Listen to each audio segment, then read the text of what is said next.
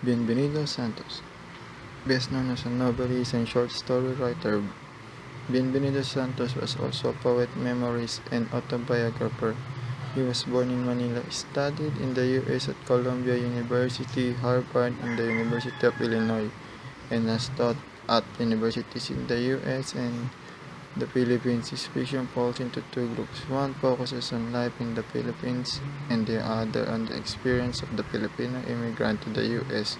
His novel The Praying Man 1982, which described corruption in the Philippines, was controversial in the country of his birth and banned by then President Marcos. His short story Immigration Blues in his collection Scent of Apples won the award for fiction from Newsletter in 1977.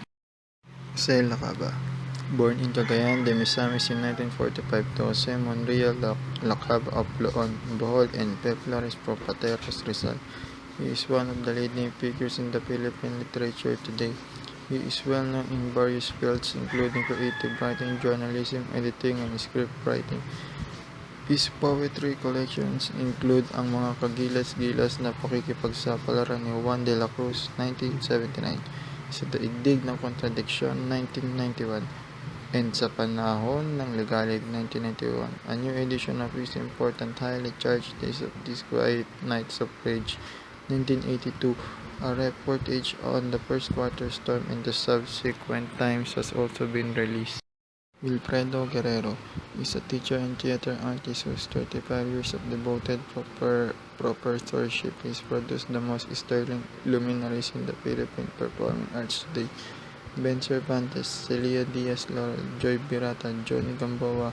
In 1947, he was appointed as UP Dramatic Lab Director and served for 16 years.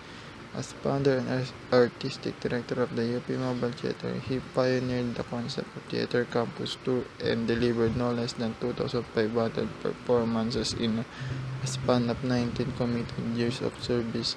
By bringing theater to countryside, Guerrero made it possible for students and audiences in general to experience the basic grammar of staging and acting in familiar and friendly ways.